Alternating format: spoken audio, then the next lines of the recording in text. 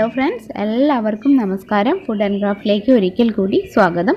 ഇന്ന് ഞാൻ വന്നിട്ടുള്ളത് നമുക്ക് എങ്ങനെയാണ് വീട്ടിൽ തന്നെ ബട്ടറും അതുപോലെ തന്നെ നെയ്യൊക്കെ വളരെ ഈസി ആയിട്ട് ഉണ്ടാക്കാൻ പറ്റുക എന്നുള്ളൊരു വീഡിയോ ആയിട്ടാണ്. ഈ വീഡിയോ നിങ്ങൾക്ക് എല്ലാവർക്കും എന്തായാലും യൂസ്ഫുൾ ആവുമെന്നാണ് ഞാൻ വിചാരിക്കുന്നത്. അപ്പോൾ നമുക്കിനി എങ്ങനെയാണ് ഇത് ചെയ്യുന്നതെന്ന് നോക്കാം. നെയ്യും ബട്ടറൊക്കെ ഉണ്ടാക്കാനായിട്ട് നമ്മളെന്നും പാല് തിളപ്പിക്കുമ്പോൾ പാല് തിളച്ച ശേഷം ഒരു 5 മിനിറ്റ് കൂടി സിമ്മിലിട്ടിട്ട് അത് അങ്ങനെ തന്നെ അങ്ങ് തിളപ്പിക്കുക. അതിനുശേഷം നമുക്ക് ഗ്യാസ് ഓഫ് ചെയ്തിട്ട് വെക്കാം. ഇപ്പോൾ എൻ്റെ പാല് ഒരുവിധം നന്നായിട്ട് തന്നെ തണുത്തിട്ടുണ്ട്. കണ്ടോ, ഇപ്പോൾ നന്നായിട്ട് ഇങ്ങനെ പാട നമുക്ക് സ്പൂൺ വെച്ചിട്ട് എടുക്കാവുന്നതാണ്.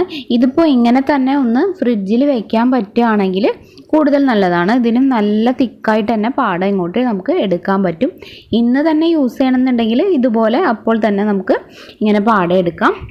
ഈ പാലിൻ്റെ പാട നമ്മൾ ഒരു പാത്രത്തിൽ എന്നും ഇങ്ങനെ കളക്ട് ചെയ്ത് വെക്കാം. എന്നിട്ട് ഓരോ പ്രാവശ്യം പാലിൻ്റെ പാട ഇടുമ്പോഴും അതിൻ്റെ മുകളിലായിട്ട് ലേശം തൈരും കൂടി ഇട്ട് കൊടുക്കുക. തൈരും കൂടി ഇട്ട് വെക്കുന്നത് എന്തിനാണെന്ന് വെച്ചാൽ അപ്പോൾ ഇത് 1-2 മാസം വരെ നമ്മൾ കളക്ട് ചെയ്ത് വെച്ചാലും അത് നെയ്യ് ഉരുക്കിയിട്ടില്ലെങ്കിലും അതൊന്നും കേടാവാനേ പോകുന്നില്ല.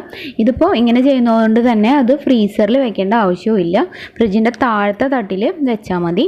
ഇതിപ്പോൾ ഞാൻ കാണിക്കുന്നത് ഞാൻ ഇതുപോലെ ഒരു ഫുൾ കുപ്പി ഇത് പാട കളക്ട് ചെയ്ത് വെച്ചതാണ്. ഏറ്റവും മുകളിലായിട്ട് കുപ്പി ഫുള്ളായപ്പോൾ ഞാൻ തൈരും കൂടി ഇട്ടിട്ട് വെച്ചിട്ടുണ്ടായിരുന്നു. ഇതിപ്പോൾ ഞാൻ ഫ്രിഡ്ജിൽ നിന്ന് എടുത്തിട്ട് ഇനി മിക്സിയിലോട്ട് കുറേശ്ശെയായിട്ട് എടുത്തിട്ട് അടിച്ചെടുക്കാനായിട്ട് പോവുകയാണ്. എനിക്ക് തോന്നുന്നത് നാടൻ പാലിലാണ് കൂടുതലായിട്ട് ഇങ്ങനെ പാട കിട്ടുക, അല്ലെങ്കിൽ നല്ല ഫുൾ ഫാറ്റ് മിൽക്കാണെങ്കിൽ വാങ്ങിക്കുന്ന പാലിലും കിട്ടുമെന്ന് തോന്നുന്നു. ഞാനിതുവരെ അത് ട്രൈ ചെയ്തിട്ടില്ല. ഇനി ഇതിലോട്ട് ഞാൻ ചേർക്കുന്നത് നല്ല തണുത്ത വെള്ളമാണ്. കുറച്ച് അധികം വെള്ളം ഇതിലോട്ട് ഒഴിച്ചു കൊടുക്കുക. അതിനങ്ങനെ പ്രത്യേകിച്ച് കണക്കൊന്നുമില്ല. ഒരു ഏകദേശം അളവ് വെച്ചിട്ട് കുറച്ച് വെള്ളം കൂടി ഒഴിച്ചിട്ട് ഇത് നമുക്ക് നന്നായിട്ട് മിക്സിയിൽ അടിച്ചെടുക്കാം. കണ്ടോ, ഇതിപ്പോൾ ഞാൻ മിക്സിയിൽ നന്നായിട്ട് അടിച്ചെടുത്തതാണ്. ഇത് ഇതുപോലെ ഒരു പാത്രത്തിലോട്ട് ഒഴിക്കുക. അല്ലെങ്കിൽ ഈ പാൽപ്പാട തന്നെ കുറച്ചും കൂടി അധികം സമയം നമ്മൾ മിക്സിയിൽ തന്നെ അടിക്കുകയാണെങ്കിൽ ഈ മിക്സിയിൽ വെച്ച് തന്നെ അത് ബട്ടറായിട്ട് വേർതിരിയും. ഞാനിപ്പോൾ ഒരുപാട് നേരം അടിക്കാത്തത് കൊണ്ടാണ് ഫുള്ളായിട്ട് ഇങ്ങനെ സെപ്പറേറ്റ് ആയിട്ട് വരാതിരുന്നത്.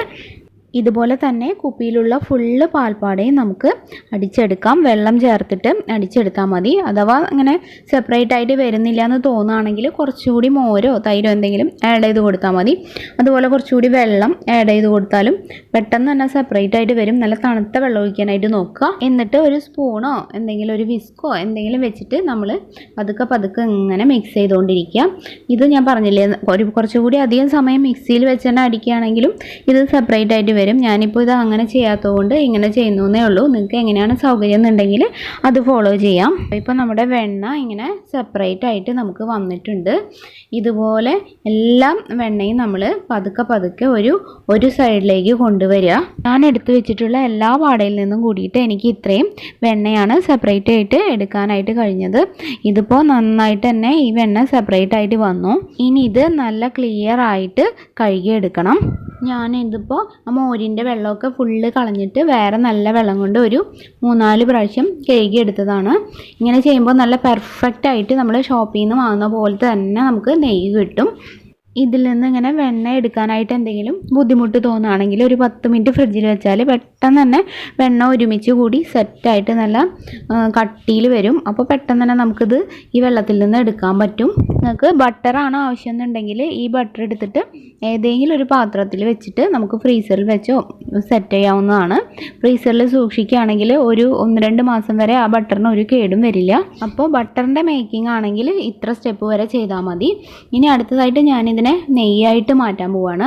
അതിന് വേണ്ടിയിട്ട് ഇതുപോലൊരു ചീനച്ചട്ടിയിലേക്ക് ബട്ടർ ഇട്ടിട്ട് നമ്മൾ ഗ്യാസ് ഓൺ ചെയ്യാം. കണ്ടോ, ഇതിപ്പോൾ മെൽറ്റ് ആവാനായിട്ട് തുടങ്ങിയിട്ടുണ്ട്.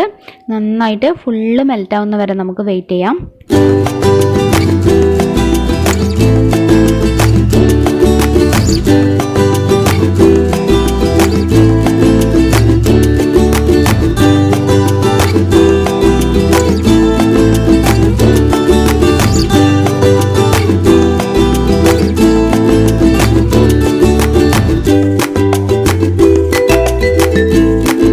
ഞാനിപ്പോൾ ലേശം മഞ്ഞൾപ്പൊടി ഇട്ട് കൊടുക്കുകയാണ്. നെയ്ക്ക് നല്ലൊരു കളർ കിട്ടാൻ വേണ്ടിയിട്ടാണ് ഈ സ്റ്റേജിൽ മഞ്ഞൾപ്പൊടി ഇട്ട് കൊടുക്കുന്നത്.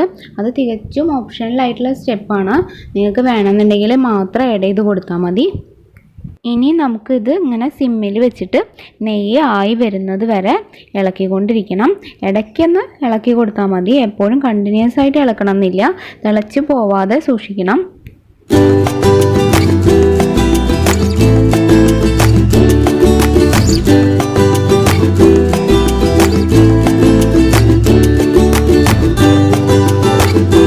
ഇപ്പോൾ നമുക്ക് ചെയ്യുമ്പോൾ മനസ്സിലാവും ചെറുതായിട്ടൊരു ബ്രൗൺ ഷെയ്ഡ് വന്നിട്ടുണ്ട്. നമ്മുടെ നെയ്യുടെ തയ്യാറായിട്ടുണ്ട്. നല്ലൊരു സ്മെല്ലും വരും.